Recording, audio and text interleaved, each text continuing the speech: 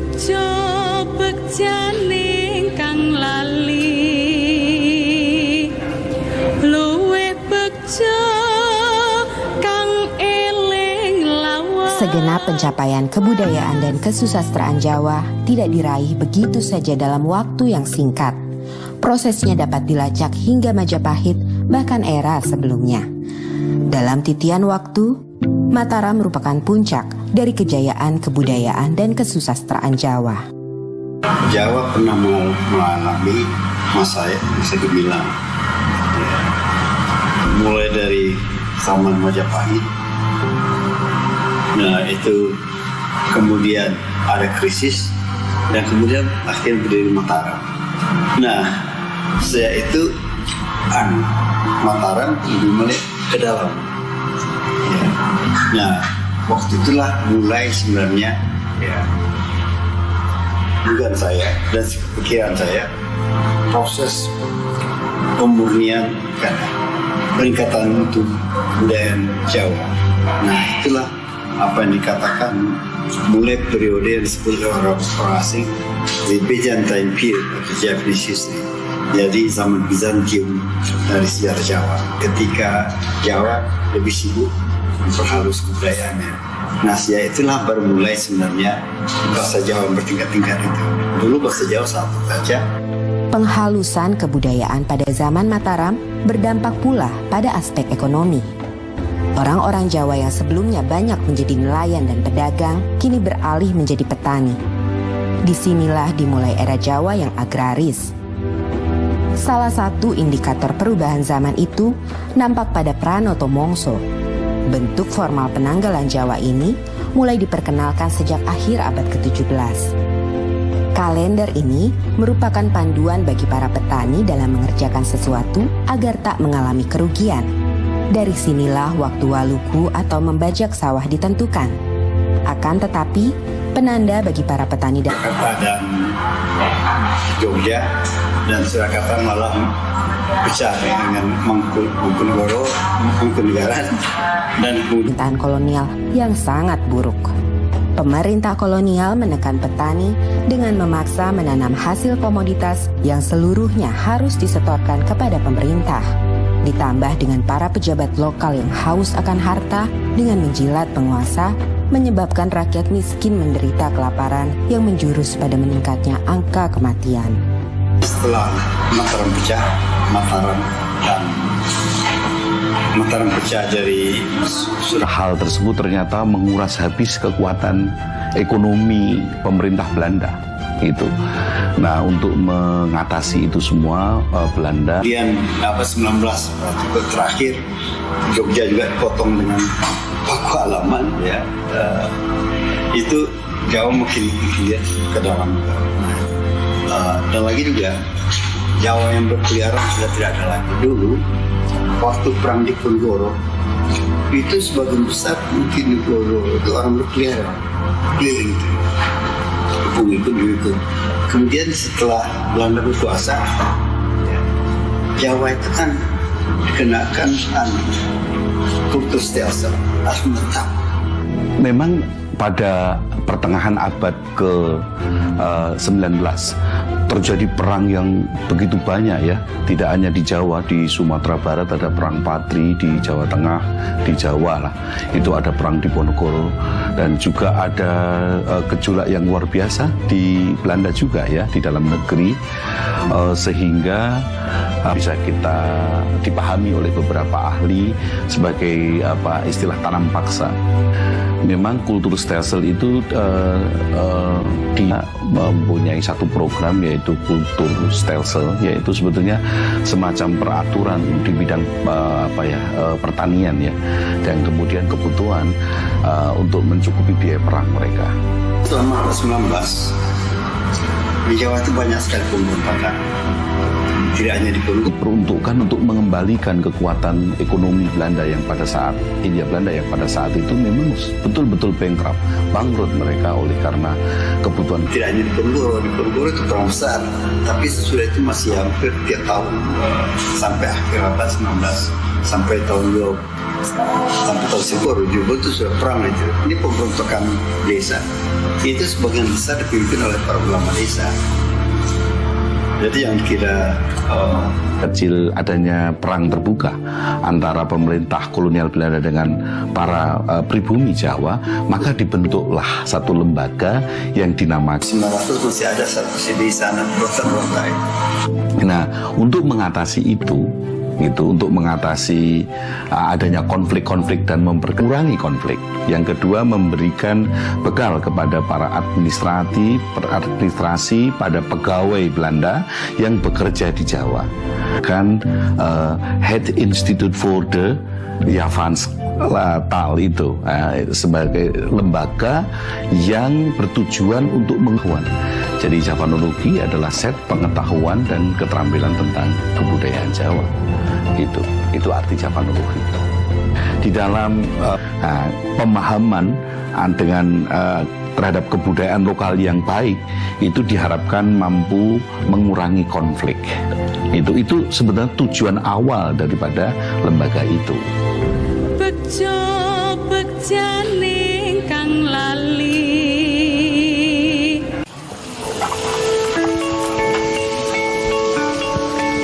Perilaku hidup bersih dan sehat merupakan cara paling efektif untuk mencegah penularan virus corona. 1. Mari mencuci tangan menggunakan sabun selama 60 detik dengan air mengalir. 2. Tingkatkan daya tahan tubuh dengan istirahat cukup dan rajin berolahraga. 3. Konsumsi makanan bergizi seimbang yang dimasak sempurna dan minum air putih 8 gelas per hari. 4.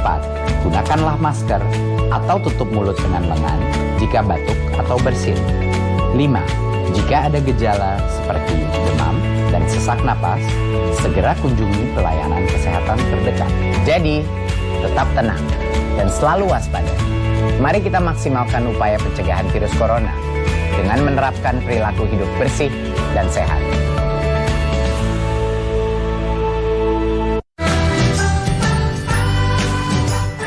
Kementerian Pendidikan dan Kebudayaan terus mendukung pembelajaran jarak jauh dan memajukan budaya Indonesia di masa pandemi corona.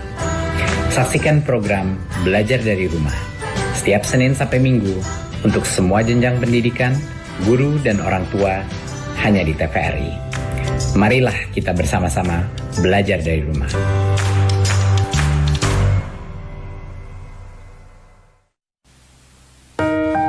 Kamu tahu nggak, hari ini KIP sudah turun.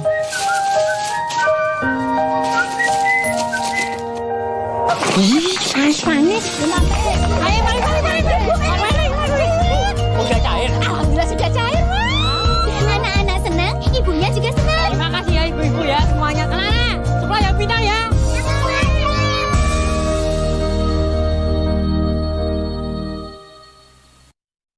Ini bucket list, hal-hal yang mau saya lakuin sebelum kawin. Sebelum kawin? Lihat Krakatau, sunset di Labuan Bajo, berenang di Maldives. Mampus saya, kapan saya bisa gendong cucu saya?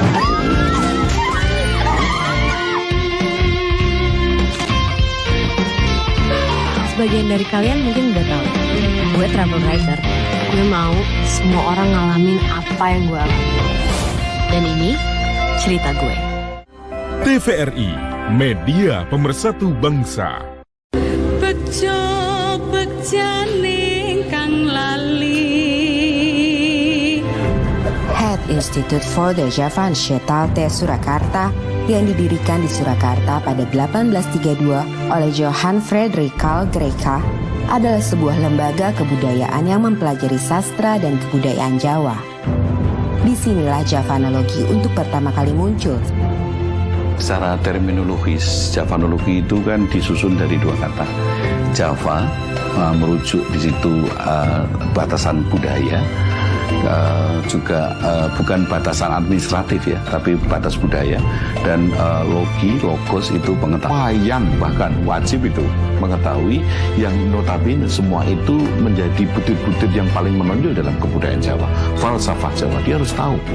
Head Institute for the Yaman Style itu bidang-bidang yang dipelajari di sana adalah bidang sastra. Mempelajari bahasa, entah kaitannya dengan pemerintahan ataupun juga dengan nanti kaitannya dengan sastra, tapi mempelajari bahasa daerah tanah jajan itu sangat penting. Karena itulah pemerintah Belanda juga mendirikan semacam lembaga pendidikan bagi para pegawai untuk mempelajari bahasa.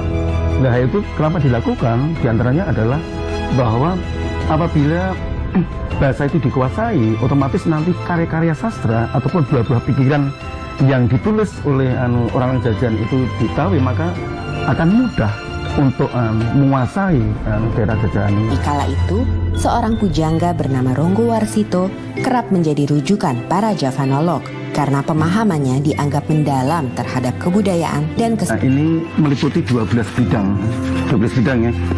Ada bidang kesastraan, ada bidang pendidikan, ada bidang pengetahuan bahasa, ada bidang filsafat. Jadi ada 12 bidang. Nah, yang paling banyak itu kesastraan itu 24 judul. Ronggo Warsito adalah seorang tokoh. Ada bidang pedalangan, pengetahuan alam, bidang seni suara, babat, ramalan atau jonggo itu hanya 2, Sukolodang dan Jolbeo. Munculnya sastra Jawa baru jenis geguritan. Karena sebelumnya bisa dikatakan ada karya sastra itu hanya puisi dan prosa. Puisi adalah tembang, prosa adalah gancaran. Gancaran adalah prosa. Sedangkan yang kategorinya itu geguritan adalah puisi, tetapi bukan tembang, itu belum ada. Yakni di dalam Serat Joko Lodang, yang itu dikategorikan tembang bukan, tetapi dikategorikan prosa bukan.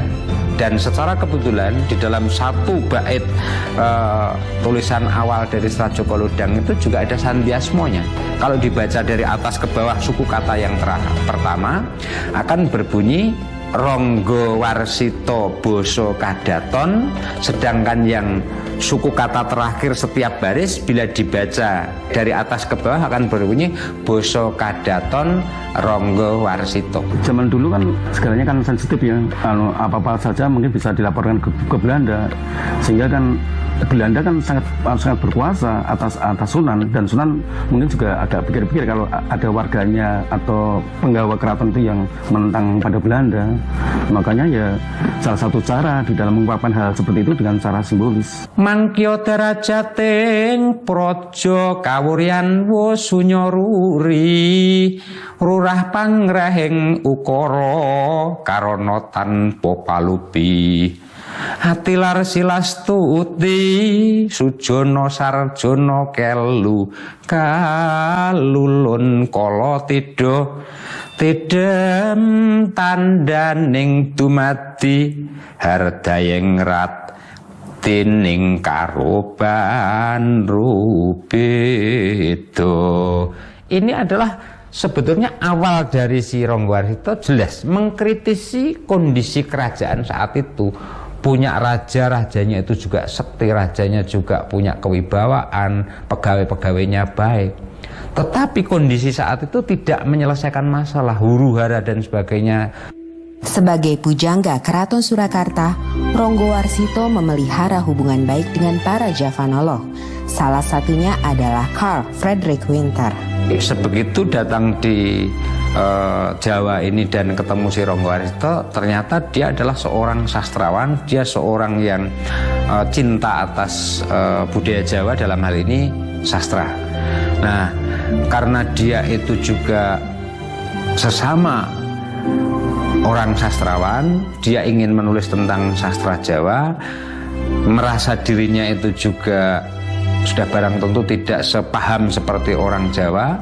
Melihat seorang Ronggo Warsito itu pujangga keraton yang juga sebetulnya sudah memasyarakat, artinya orang luar pun bisa dekat dengan Ronggo Warsito, dia berguru, berteman, lalu sebagai seorang sahabat yang sama-sama menggeluti tentang budaya Jawa dalam hal ini adalah sastra Jawa. Kalau kita lihat kronologinya, sebetulnya hubungan mereka itu pasca Yavanologi itu sudah berpindah ke Delft dan kemudian ke Leiden ya. Jadi sebetulnya itu keterkaitan mereka itu sebenarnya tidak secara lembaga gitu, tidak bahwa C.F. Winter memiliki keterkaitan dengan Java Institute Institute for the Javan Study, iya gitu. Tetapi untuk di Jawa ini memang mereka memang bekerja sama dan membuat satu kesepakatan bekerja untuk menghasilkan beberapa karya sastra. Misalnya Kamus Jawa Kawi, kemudian Serat Aji Soko dan seterusnya, itu kan karya-karya mereka. Ada beberapa surat yang secara kebetulan kami ada data yang menunjukkan komunikasi antara Winter bertanya tentang sastra kepada si Ronggowarsito, dan oleh Ronggowarsito pun juga ada bukti menjawab atas pertanyaan-pertanyaan si Winter tadi. Di luar menjawab atas pertanyaan yang tadi datangnya dari Winter, itu juga disertai dengan kepentingan-kepentingan secara kebutuhan ekonomi bagi Ronggowarsito. Ada permintaan dari Ronggowarsito pinjam uang, istilahnya ngijon terlebih dahulu ya, oleh karena kepentingan kekurangan secara ekonomis atau keluarganya ada yang sedang sakit, itu nanti mengajukan pinjam uang ke Winter, dan nanti cara mengembalikannya akan diperhitungkan dengan pekerjaan yang dilakukan oleh Ronggowarsito atas permintaan dari Winter. Namun memang saya juga bisa menyampaikan pada akhirnya mereka ada kerenggangan itu kan. Ada banyak hal yang terkait dengan aspek politis ya. Aspek politis, mungkin situasi politis di Belanda pada waktu itu, dan beberapa hal yang memang sejak awal tidak diminati oleh Ronggowarsito. Bejo bejane kang lali. Ini bucket list, hal-hal yang mau saya lakuin sebelum kawin. Sebelum kawin? Lihat Krakatau, sunset di Labuan Bajo, berenang di Maldives. Mampus saya, kapan saya bisa gendong cucu saya?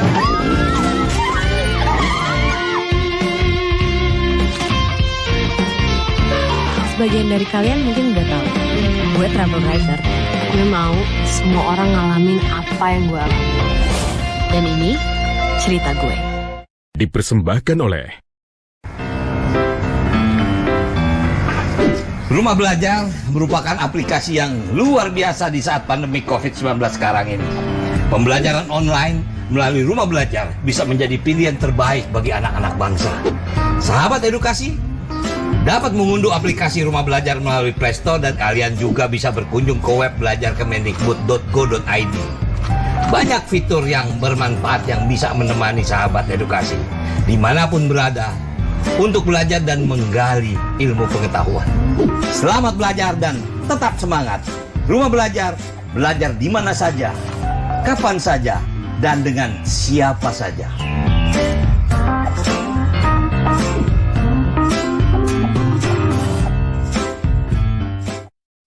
Jangan lupa ya, luangkan waktu untuk membaca. Nah, sudah membaca apa, Dek?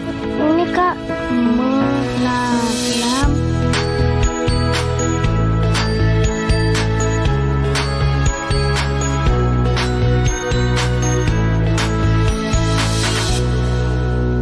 Buku-buku, baca-baca, buku baru.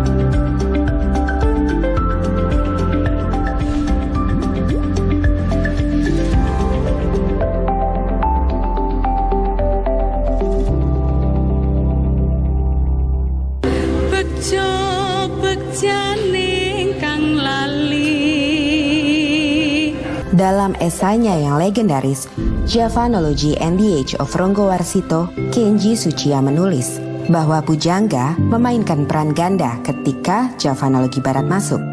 Di satu sisi sebagai sumber informasi bagi para Javanolog Eropa, sementara di sisi lain tetap sebagai orang yang memiliki pengetahuan esoteris mendalam, di mana pengalaman kebatinan Jawa menjadi sumber utamanya. Hal ini kerap dibaca sebagian kalangan sebagai suatu bentuk kontestasi paradigma. Walaupun materi kajiannya sama, tetapi paradigmanya berbeda, ia akan menghasilkan suatu analisa yang bisa berbeda.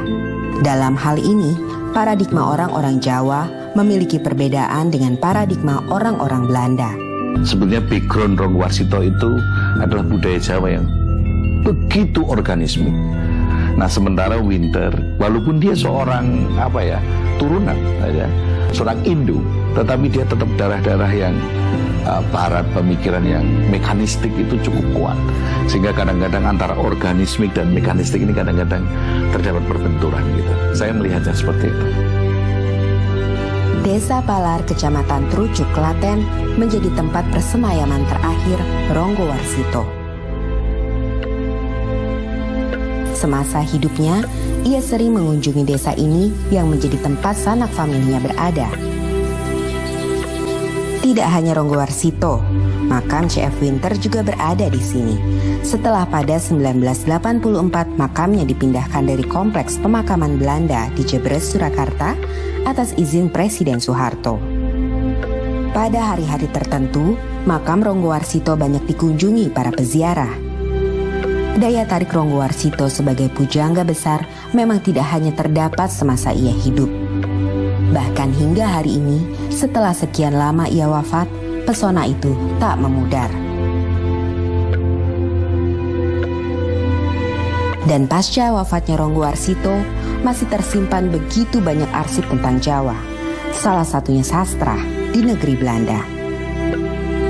Arsip-arsip ini yang sebagian besar berisi tulisan-tulisan Jawa membuktikan peradaban Jawa yang tinggi. Namun sayangnya justru tidak dipelajari dan dimiliki oleh orang-orang Jawa itu sendiri. Sejak 1842, Javanologi sebagai lembaga sudah tidak lagi berada di Jawa. Namun, secara individu, para Javanolog masih aktif dalam melakukan penelitian dan pengkajian. Salah satunya adalah Pisho. Karya terbesarnya berjudul Java in the 14th Century yang terbit sebanyak 5 jilid. Karena kedalaman kajiannya, ia dikagumi oleh para pemikir Jawa. Satu di antaranya adalah Profesor Sudarsono. Pada waktu itu saya diutus ke negeri Belanda untuk kerjasama antara Indonesia dengan Belanda. Lalu kemudian ketemu Dr. Pisho, itu gambarnya Dr. Pisho. Lalu kemudian, wah, saya senang sekali saya mendengar saudara Sudarsono menggantikan saya. Wah, saya juga bangga sekali dianggap menggantikan dia. Karena Dr. Pisho itu luar biasa pinternya. Nulis kamus bahasa Jawa, orang Belanda. Kalau nulis kebudayaan rakyat. Tahun 2011, di Universitas Negeri 11 Maret Surakarta, berdiri pula Institut Javanologi yang berada di bawah naungan Lembaga Penelitian dan Pengabdian Masyarakat. Institut Javanologi ini bergerak di bidang kajian budaya, bahasa, dan sastra Jawa. Akan tetapi, walaupun bernama Javanologi, namun orientasinya sangat berbeda dengan Javanologi yang dibuat di Belanda dan di Yogyakarta. Pada era Belanda, tujuannya sudah saya sampaikan tadi adalah memberikan bekal pengetahuan kepada para pegawai-pegawai Belanda, orang-orang Eropa untuk masuk ke Jawa. Nah, tetapi pada masa kemerdekaan, pasca kemerdekaan, Javanologi memang untuk menghimpun ilmu-ilmu lokal, local wisdom, ya, yang begitu banyak tersebar dan tercerai, itu mau dihimpun.